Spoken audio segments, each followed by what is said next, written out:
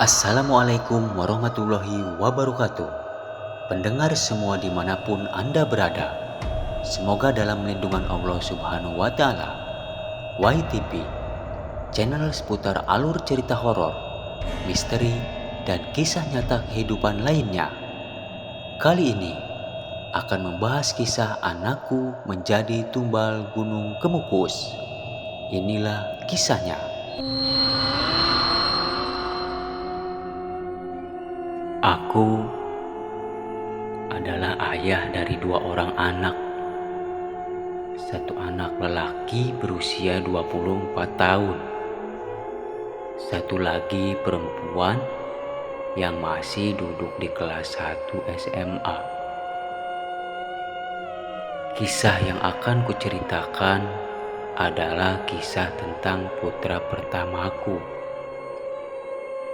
Ia bernama Ardi. Lengkapnya Ardian Aditama. Ia sangat menyukai gunung.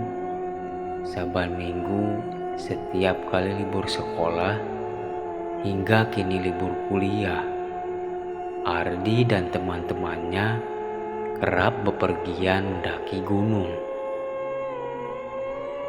Aku tak begitu memperhatikan kegiatan anakku.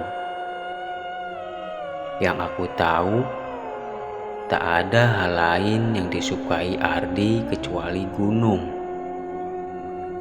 Ia adalah seorang pendaki, bahkan ia kerap menjadi pemimpin regu teman-temannya yang baru saja mendaki gunung. Ardi kehilangan sosok seorang ibu saat istriku meninggal saat melahirkan putri keduaku.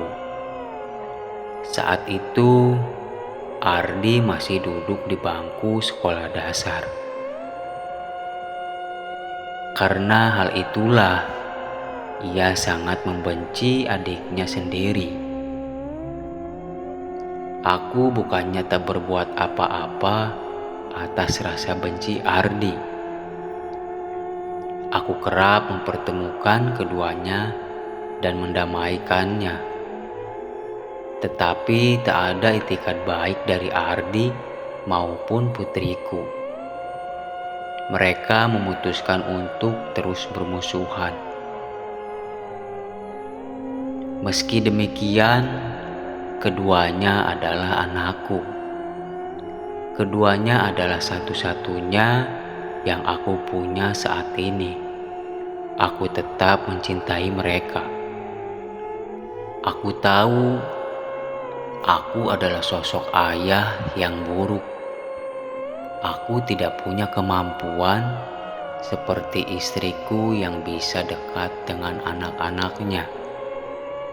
Yang bisa kulakukan hanyalah mencari uang dan uang. Barangkali hal itu membuat jarak antara aku dan anak-anakku menjadi sangat jauh. Mereka tak pernah bercerita apapun kepadaku. Mereka menemuiku hanya saat mereka membutuhkan uang. Walaupun aku merasa sedih karena hal itu, aku tetap menerima apapun keputusan anakku, selama aku dapat membahagiakan mereka, meski hanya melalui uang belaka, akan tetap aku lakukan. Malam itu perasaanku tidak enak. Hanya ada aku dan putriku di rumah. Ardi pergi mendaki bersama satu orang kawannya. Tidak biasa ia pergi hanya membawa satu orang teman saja. Selain karena faktor itu, cuaca yang sedang hujan deras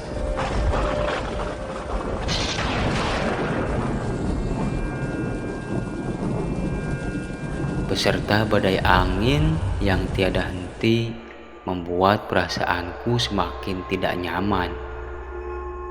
Aku selalu memikirkan Ardi malam itu.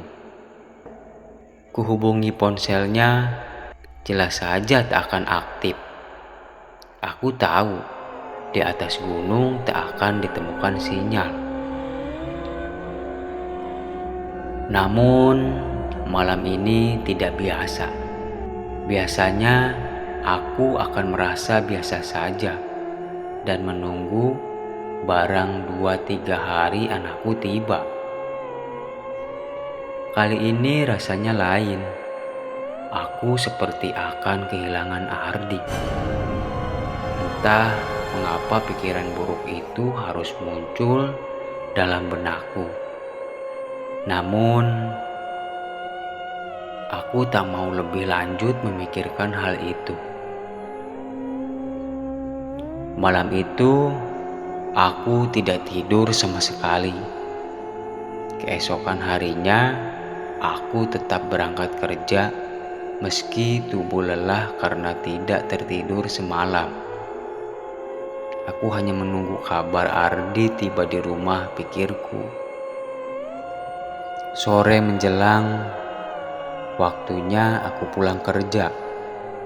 Sesampainya di rumah, tak kutemukan Ardi. Aku bertanya-tanya. Aku bertanya kepada putriku, ia menjawab tidak tahu dengan nada ketus. Ku telepon berkali-kali ponsel Ardi dengan temannya itu, tetapi tak kunjung ada jawaban. Aku semakin khawatir. Pikiranku berkecamuk, apakah ini benar-benar soal Ardi? Atau hanya benakku saja yang sedang kacau hari ini? Hingga malam tiba pukul 21.00, sebuah nomor telepon yang tak kukenal tiba-tiba menelponku. Hatiku semakin tidak enak memikirkan siapa gerangan yang menelpon itu. "Halo, benar dengan alamat," kata seorang pria di seberang menyebutkan alamatku. "Iya benar, ini siapa ya?" Aku pun menjawab. "Pak, kami dari kepolisian ingin mengonfirmasi bahwa ditemukan jasad yang tidak dikenal di area Gunung Kemukus, membawa KTP atas nama Ardi Aditama. Seketika tubuhku lemas. Lututku tak lagi mampu menopang beban tubuhku. Aku pun tertunduk lesu. Aku berlutut entah kepada siapa. Aku lemas, sangatlah lemas. Meskipun demikian, aku tetap optimis. Barangkali itu bukan Ardi anakku. Meskipun jasad itu membawa KTP putraku, aku tetap yakin anakku tidak apa-apa. Pak, halo. Jika Bapak mengenali orang yang sesuai dengan KTP yang kami temukan, silakan Bapak datang ke lokasi saat ini. Polisi di seberang telepon kemudian memberikan alamat lengkapnya. Seketika aku ajak putriku pergi menuju lokasi. Aku ingin cepat-cepat memastikan apa yang sebenarnya terjadi kepada anakku dan apakah anakku selamat atau tidak.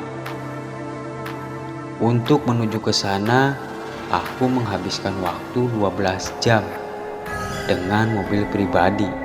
Daerahnya sangat jauh dari rumah kami di kota. Aku tak peduli asalkan aku tetap menemui putraku. Sesampainya di sana, fajar masih saja belum menyingsing. Kusambangi kantor polisi setempat untuk menanyakan kasus ini lebih lanjut. Polisi yang ada di tempat saat itu mempersilahkan aku menunggu. Hampir 4 jam aku menunggu. hingga terlelap di kantor polisi itu. Sekitar pukul 09.00, tibalah satu orang polisi yang mengaku menelponku kemarin. Ia lalu membawa kami ke rumah sakit. Di sana aku lihat teman Ardi yang sedang dirawat di salah satu ruangan. Ia tak apa-apa katanya. Tak ada luka di tubuhnya kecuali cairan tubuhnya yang habis karena kelelahan ekstrim. Ia menangis seketika melihatku, meminta aku untuk memeluknya. "Maafkan saya, Om. Saya tidak bisa menyelamatkan Ardi," katanya. Mendengar ucapannya, aku kembali tersungkur, hampir saja pingsan. Namun kukuatkan kakiku agar aku tetap bisa mendengarkan cerita tentang Ardi. Kami mengamalkan sebuah pesugihan yang dapat membuat kami kaya.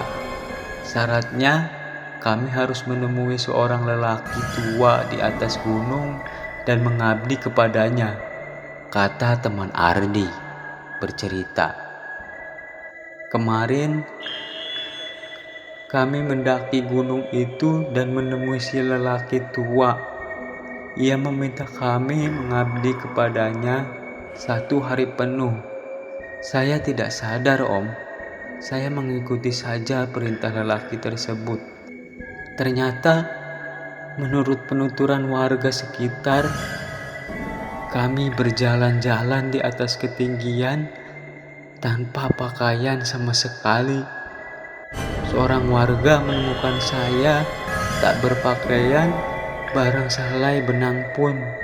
Saya diselamatkan warga itu, tetapi ia lalu menangis terseduh-seduh. Menangis sejadi-jadinya, meminta maaf kepadaku. Bahkan teman dari anakku itu berusaha menjatuhkan dirinya dari bangsal demi berlutut di hadapanku. Sudah, jangan menyesali apa yang telah terjadi. Ardi telah pergi, tak ada lagi yang bisa kita lakukan, kataku sembari tetap mengucurkan air mata. Menurut penuturan polisi, Ardi ditemukan di sebuah lubang di atas gunung tanpa sehelai benang pun.